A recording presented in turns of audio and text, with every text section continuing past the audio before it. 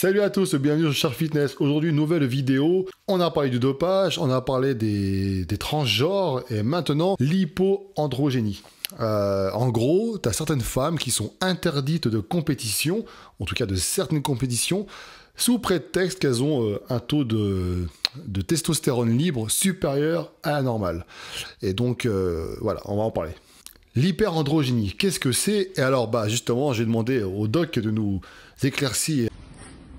Bonjour à tous, l'hyperandrogénie, ça se définit comme l'augmentation du taux des hormones mâles, les androgènes, donc la testostérone, mais pas que, il y a d'autres hormones mâles. Et contrairement à ce que vont penser les gens, c'est-à-dire que les femmes vont se viriliser et devenir extrêmement musclées, les principaux symptômes, puisque c'est un problème, c'est une maladie, c'est principalement des choses désagréables, notamment un hirsutisme, c'est-à-dire une augmentation de la pilosité, mais aussi une alopécie, donc on commence à devenir chauve, et après il y a de l'acné, des dérèglements hormonaux, puisque ça va avoir des conséquences sur les hormones femelles, et notamment perturber le cycle menstruel, et notamment les règles, la fertilité, etc. Et ça peut aussi causer divers dérèglements, on va dire métaboliques, notamment une hyperglycémie, une résistance à l'insuline, une augmentation du cholestérol, etc.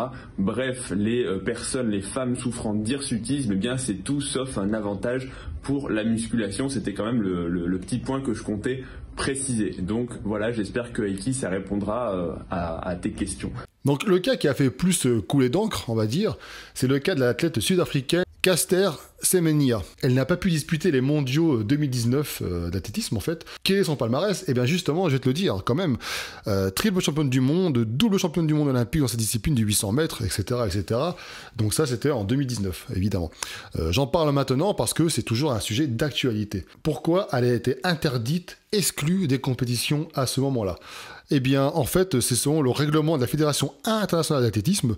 Elle produit trop de testo naturellement. Et donc, on lui a demandé de suivre un traitement long, je crois de plus de 6 mois, pour rabaisser son niveau de testo et ensuite pour pouvoir concourir, en fait, tout simplement. Alors attention, parce que là, il faut bien suivre. En cause, c'est un règlement de l'Association internationale des fédérations de l'athlétisme, donc c'est l'IAAF, qui a publié le 23 avril 2018, mais qui a été entré en vigueur, en fait, si tu veux, en 2019, un règlement qui régit la qualification dans la catégorie féminine pour les athlètes présentant des différences de développement sexuel pour les compétitions internationales. Donc en gros, ils vont s'appuyer sur une étude significative pour eux, qui affirme qu'un taux élevé de testostérone améliore la performance sportive. Alors cette étude, je te la mettrai en lien, évidemment, de cette vidéo-là. Elle est discutable, elle est discutée. Il y a tellement de choses à dire. Il se base sur une étude qui juge suffisante, qui juge parfaite pour pouvoir ensuite sanctionner comme ça des athlètes qui n'ont rien demandé à personne.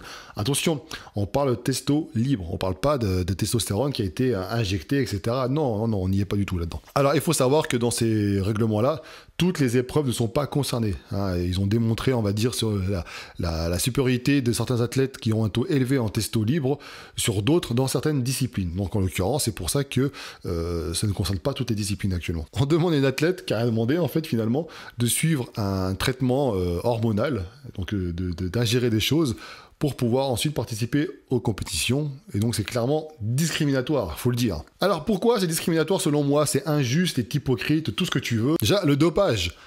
Là, on parle d'une athlète qui a un taux de testo naturellement élevé. Des athlètes dopés ont clairement un avantage sur les autres, sinon ils ne se doperaient pas. Ça servirait à rien de se doper si jamais ce n'était pas le cas. Donc la différence, c'est qu'un athlète qui est dopé, il a la possibilité de camoufler le fait qu'il soit dopé, tu vois. Alors que quelqu'un qui a un taux de testo naturel élevé, lui, il peut pas camoufler cela. Donc l'athlète qui est dopé, qu'est-ce qu'il va faire? Il va utiliser soit des masquants, c'est-à-dire des produits qui vont lui permettre de cacher, entre guillemets, ou dissimuler la présence de dopants dans son corps lors de contrôle. Soit ils vont utiliser des astuces mécaniques, par exemple avoir un flacon d'urine sur soi, et puis il suffit que la personne qui surveille ne regarde pas trop correctement les choses, ça passe crème. Les épreuves cyclistes, en fait, je crois qu'il y a eu le cas déjà comme ça, des faux pénis avec de l'urine à l'intérieur, etc. Enfin voilà, tu as plusieurs moyens. Donc un athlète qui est dopé, pas de souci. Il peut participer aux compétitions, il y a des contrôles, il est pas sans souci, machin. Un autre point aussi que je voudrais aborder, dans ce cas-là, pourquoi on ne teste pas les hommes également? Oui, parce qu'à partir du moment où on considère qu'une athlète ne peut pas participer à une compétition parce que son taux de testostérone naturel libre est élevé, Dans ce cas-là, vous savez très très bien que la nature, on est tous différents, que certains hommes sont dotés de plus de testo que d'autres. Ça s'explique par tellement de choses. Et donc, ça peut expliquer aussi pourquoi tu as des athlètes qui sont en haut du panier, tandis que d'autres ne réussissent jamais à atteindre les qualifications. Donc il pourrait se dire, attendez, c'est injuste parce que peut-être que j'ai moins de testo que lui, donc pourquoi lui il est autorisé à faire la compétition puisqu'il est démontré que la testo en fait améliore les performances, tu vois. Bon, il semblerait que dans ce cas-là, pour raison, ça marcherait pas pareil, donc à voir, hein, ça discuter, hein, mais bon. Il y a plusieurs facteurs pour être un champion en fait, tout simplement il y a plusieurs facteurs. Déjà, tu as une part de génétique, ça donne des prédispositions. Il y a des personnes qui sont naturellement douées pour certaines choses. Voilà. Tu prends par exemple le body, on connaît sûrement des mecs qui pratiquent pas la musculation, qui sont déjà musclés, ou s'ils en font un tout petit peu, ils se musclent très très rapidement. Et donc, pour être un champion, il faut aussi le facteur chance. Il faut que ces personnes-là qui sont, par exemple, douées, par exemple pour la musculation, aient envie de pratiquer du body et de la compétition, pour pouvoir ensuite exceller dans leur domaine. Donc, tu vois, donc c'est un petit facteur chance, c'est-à-dire qu'il faut qu'ils aient en plus eu la chance de participer dans la discipline pour laquelle finalement ils sont faits. Bon, après, il faut la motivation, du travail, etc., etc. Mais bon, pour ma part, je trouve que c'est faire preuve d'hypocrisie et c'est discriminant, parce qu'on a plusieurs femmes qui sont concernées comme ça dans le monde. On a eu le cas de cet athlète-là, mais encore régulièrement des gens qui sont contrôlés, etc., et qui ne peuvent pas participer à des compétitions à cause de ce même souci. Testo présent dans le corps naturellement élevé, donc madame, si vous voulez continuer, il va falloir suivre un traitement pour vous mettre à niveau. Sauf que quand tu parles un athlète qui participe à une compétition, il arrive avec son patrimoine génétique hormonal qui lui est propre. Il ne peut pas y avoir d'égalité entre tous, parce qu'on part tous avec des patrimoines génétiques, etc., différents. C'est le principe même des compétitions, je veux dire. Avec ce que tu as, tu vas essayer de rivaliser avec l'autre. Certains ont déjà des avantages, etc. D'autres créeront des avantages supplémentaires avec des dopants, etc. C'est comme ça, c'est comme ça, ça a toujours été de toute façon. Et sous prétexte qu'on peut pas être dans la norme, qui définissent eux-mêmes, hein, elles sont exclues. Alors que pendant ce temps-là, on va autoriser le dopage, qui lui, il est plus discret, et c'est vrai qu'il rapporte des records et puis plus d'argent. On autorise également les transgenres, hein, on en a parlé dans la vidéo précédente, à fracasser les crânes d'athlètes, parce que c'est pareil. Peut-être qu'au niveau hormonal, ils ont peut-être réussi à baisser les taux, etc., à passer, on va dire, entre les mailles du filet, mais toujours est-il qu'ils ont est-ce qu'ils ont acquis leur patrimoine musculaire, etc., leur système nerveux, enfin, tout ça, ça reste. Donc, c'est un avantage aussi, je veux dire. Parce qu'on veut être, soi-disant, on veut que ce soit l'égalité pour tous, on en arrive finalement à des aberrations de ce genre. Sauf qu'il faut être équitable, toujours pareil, équitable, tu vois.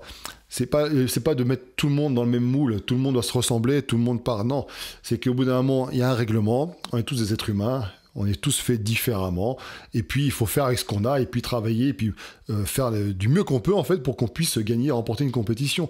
À partir de là, si jamais tu as des personnes qui sont naturellement douées, qui ont des choses comme ça qui leur donnent des avantages, qui sont liés à leur génétique, etc., je veux dire, les forcer à régresser à ce niveau-là, je veux dire, c'est n'importe quoi. Dans ce cas-là, on peut comprendre aussi que les athlètes qui sont pas doués naturellement puissent se doper. Si tu les chopes, ils se dopent, les mecs. Tu les chopes parce qu'ils sont dopés. Dans ce cas, tu devrais leur dire, excusez-moi, vous avez un patrimoine génétique de merde, je vois qu'au niveau testo, c'est très très bas. On comprend, on vous excuse, vous êtes autorisé à vous doper. Ben non, ça n'arrive pas, donc pourquoi l'inverse existe? Tu sais, avec notre société de consommation actuelle, ce qui va se passer, c'est que là, tu sais très bien, les perturbateurs endocriniens, il y en a partout. Il suffit de voir dans la rue, hein, tu vois des jeunes filles qui ont des corps de jeunes femmes alors qu'elles sont très très jeunes, ça a été démontré, etc. T'as les taux de testo chez les mecs qui diminuent de plus en plus, t'as la fertilité qui est moins bonne qu'avant, t'as plein de choses comme ça qui font que, à mon avis, sur l'avenir, ce qui va se passer, c'est qu'ils vont créer bientôt des compétitions, alors pour les hommes pas trop de testo, les femmes trop de testo, les femmes pas trop de testo, enfin, t'auras les transgenres, t'auras un peu de tout et n'importe quoi, on va créer des nouveaux genres, donc finalement, ça veut dire que les compétitions hommes-femmes, ça sera fini en fait, ça n'existe plus. Donc je trouve ça en fait recherché comme ça, je sais pas qui et pourquoi, parce que quand ces règlements sont mis en place, c'est parce qu'il y a eu des recours, il y a eu des pressions quelque part. Il y a beaucoup plus d'athlètes dopés dans le sport de haut niveau que d'athlètes qui ont un taux de testo naturellement élevé. Et c'est ces athlètes-là finalement, on va faire chier ces athlètes-là qui ont des records. On va les lier avec leur taux de testo, sans oublier qu'à côté, ça fait pas tout la testo. Hein. Et c'est quelque part aussi, je sais pas, il y a 2 poids 2 mesures. Hein. Donc, je pense qu'à ce niveau-là, franchement, il y a des choses à faire. Je sais pas ce que tu en penses. Hein. Tu me dis dans les commentaires ce que tu en penses. Je voulais te parler de ce problème-là parce que on parle beaucoup de dopage, machin, etc. Mais ça, c'est un problème qui existe aussi. En musculation, vous pensez qu'il y a des mecs qui se dopent? Eh bien, sachez aussi que ça existe, que des mecs ont un taux de testo naturellement élevé, plus élevé que toi, et que du coup ça leur sert parce que ils développent ils ont une facilité pour acquérir du muscle, de la force, peu importe, et puis voilà, c'est comme ça, on n'est pas tous égaux. À partir du moment où on accepte cette chose là et puis on fait après avec nos moyens, on fait ce qu'on peut pour être bon, c'est nickel. Mais à partir du moment où t'as des fédérations qui vont piocher ici et là des athlètes pour essayer de les mettre au même niveau que tous, dans ce cas-là, aller jusqu'au bout et contrôler un peu plus, et puis les athlètes dopés. Parce que regarde, la meuf qui a un taux de testo élevé, ok, tu vas lui faire un traitement, son taux de testo va baisser, mais à côté de ça, t'en as d'autres qui vont gagner, qui vont être, qui auront un taux de testo peut-être élevé, ou alors qui utiliseront d'autres produits dopants, pas forcément un testo, qui vont leur permettre d'améliorer leur performance, gagner les compétitions, et donc clairement, on choisit nos gagnants, en fait, finalement. Peut-être que c'est ça, en fait, peut-être qu'elle dérangeait, elle et puis d'autres, elle dérangeait, elle rentrait pas dans le moule, j'en sais rien. Donc voilà, donc c'est un petit truc, c'est un petit souci comme ça que je voulais dénoncer, parce que je trouve que ça devient n'importe quoi. Je sais pas ce que t'en penses, ça part en vrille. Je veux dire, certaines valeurs, certains repères, sous prétexte de changer les choses, d'évoluer, etc. Enfin, moi, personnellement, je sais pas ce que t'en penses, hein, mais je trouve que c'est chercher la merde là où il n'y en a pas, finalement. C'est titiller. C'est 2 poids 2 mesures, comme d'hab, c'est incohérent. C'est un peu comme le confinement, d'ailleurs. Hein, on pourra en parler, c'est incohérent. Enfin, il y a des mesures qui sont contradictoires, qui sont inexplicables. Donc, j'attends ton avis dans les commentaires. Hein. Qu'est-ce que tu en penses, toi, vis-à-vis de ça? Est-ce que tu trouves normal, comme ça, que des gens qui arrivent tels quels, en fait, puissent ne pas participer à des compétitions parce qu'ils ne sont pas dans les normes? J'ai envie de te dire, tous les champions, de façon que tu vois, quelque part, au bout d'un moment, c'est qu'ils sont hors normes. Il y a du travail, etc. derrière, il y a tout ce que tu veux, mais il y a aussi quelque chose en plus, ce qui fait que... Et il n'y a pas que de la testo qui explique les choses, mais bien sûr, mais bon, c'est parce que un tel gagne toutes les compétitions, donc du coup on va lui mettre un handicap en plus parce que c'est pas bon. Par contre, on va laisser les autres se doper, etc. Parce qu'on les comprend, voilà, il faut faire des records, etc. On les comprend. Donc voilà, c'est ça que je dénonce en fait, hein, 2 poids 2 mesures, cette sorte de, enfin, c'est pas égalité pour tous là, c'est vraiment. Je sais pas, c'est n'importe quoi. Je savais que ça existait, mais je savais pas que, parce que je m'intéresse pas plus que ça à l'athlétisme, mais je savais pas qu'il y avait une commission, etc., qui était chargée de contrôler les femmes pour ça. Tu vois, t'imagines, enfin, je sais pas s'ils font ça à toutes les femmes, ou si jamais il suffit qu'il y a une qui fait des records, qui est un peu plus musclé, peut-être un visage un peu plus, peut-être masculin, je sais pas. Tiens, viens, on va te contrôler. Bah, t'imagines le truc quand même, quoi, c'est un truc de dingue. Je veux dire, c'est un truc de dingue. Et quand tu sais qu'il y a derrière ça, t'en as 90% qui se piquent le fion et qui font des choses pour essayer de contourner un petit peu le règlement, pour essayer d'avoir des performances améliorées, hein, transfusion du sang, etc., etc., etc. Enfin, il y a tellement de trucs à faire. Et enfin bon. Donc voilà. Bon, bah écoute, c'est tout pour moi. Je te dis à bientôt. N'hésite pas à t'abonner. Encore une fois, merci pour ceux qui me font confiance pour le coaching. C'est super. Il reste encore quelques places, donc n'hésitez pas à me contacter. Hein, vous avez tout dans la description. Ciao.